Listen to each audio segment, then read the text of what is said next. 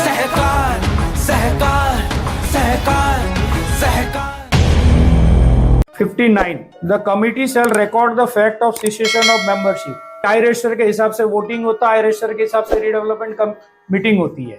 तो जिसका नाम आई रजिस्टर में होता है वही मेंबर, तो आपको रिकॉर्ड करना है, उसको रिकॉर्ड से हटाना है। अच्छा, आई रजिस्टर भी सिर्फ मेंबर्स का रजिस्टर है, ध्यान रखना, प्रोविजनल मेंबर का नहीं है। लेकिन मैक्सिमम सोसाइटी वाले उसी का नाम उसमें भी डाल देते। बिल्डिंग में डेथ हुई है, कमिटी को इमीडिएट पता ही है। तो 99%, इसीलिए आप देखो आपके ऑडिट रिपोर्ट में भी आता है कि सारे मेंबर का नॉमिनेशन नहीं लिया गया। तो वही मैनेजिंग कमेटी को बोला गया है कि नॉमिनेशन मांगो। आप एक काम करो, जनरल बॉडी का मीटिंग कॉल करो कि जिसने नॉमिनेशन नहीं भरा उस पे 500 रुपए पेनल्टी लगी। सर जनरल बॉडी पास कर 5000 के अंदर ही बोला ना पेनल्टी, और पेनल्टी किस पे है? बायलॉस के वायलेशन पे है। तो बायलॉस का वायलेशन हुआ ना, ये प्रोविजनल मेंबरशिप है। मेंबर आप ध्यान रखिए, सोसाइटी में जो ओनर फर्स्ट ओनर होता है वो मेंबर, जो सेकंड थर्ड ओनर है वो जॉइंट मेंबर। अब दोनों को क्लब कभी नहीं करना। हर फॉर्म के ऊपर लिखा है मैं कौन सा मेंबरशिप के लिए अप्लाई कर रहा हूँ। Form by nominee, form by legal heir, form by transferring.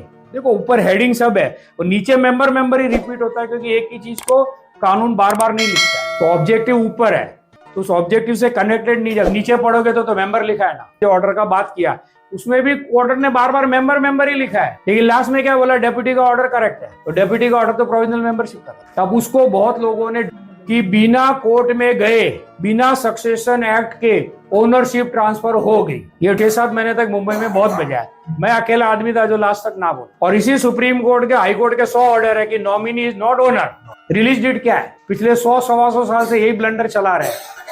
क्यों? क्योंकि कोर्ट में जाओगे तो 1-1.5 साल का प्रोसेस, 2-3 लाख का खर्चा, और यहाँ वकील साहब ने 10,000 लिया और 2-3 हजार रुपए में तो हो गया मेरा काम। विन विन सिचुएशन है दोनों को, दोनों के लिए विन विन सिचुएशन। जिसने रिलीज डीड बनाया बोले ये टाइटल डॉक्यूमेंट है क्या, मेरे को सर्टिफिकेट दे बना कि रिलीज डीड के बेस पे मैं ओनर हो गया। वो क्या करेगा मालूम है? उस पे भी बताता, वो टाइटल फ्लो रिपोर्ट देता है। A to B agreement, B to C हुआ और बाद में रिलीज डीड बना।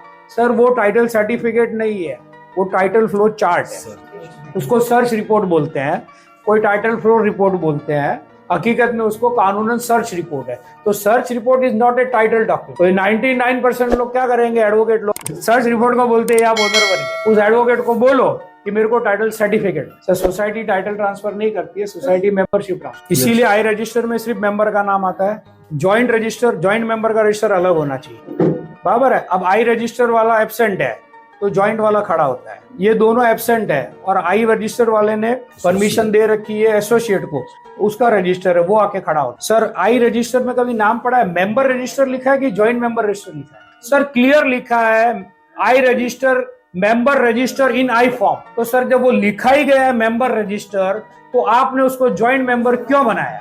आप ऐसे तो अलग अलग बोलते हो, ये मेंबर है, ये ज्वाइंट मेंबर है, ये एसोसिएट मेंबर है, लेकिन नाम सबका आई रजिस्टर में लिख देते। बोनाफाइड मेंबर, तो करेक्ट वर्ड बोनाफाइड मेंबर होता है जिसके पास शेयर सर्टिफिकेट रजिस्टर होल्डर है। तो रजिस्टर होल्डर अपना फर्स्ट ओनर और सेकंड ओनर, तो फर्स्ट ओनर मेंबर है, सेकंड ओनर जॉइंट ओनर है। हाँ, लेकिन ये प्रोविजन है कि फर्स्ट ओनर एब्सेंट है, सेकंड ओनर भी एब्सेंट है, तो फर्स्ट ओनर ने जिसके एसोसिएट मेंबर बनाया है वो उसको रिप्रेजेंट कर सकता है as good as first member, own member.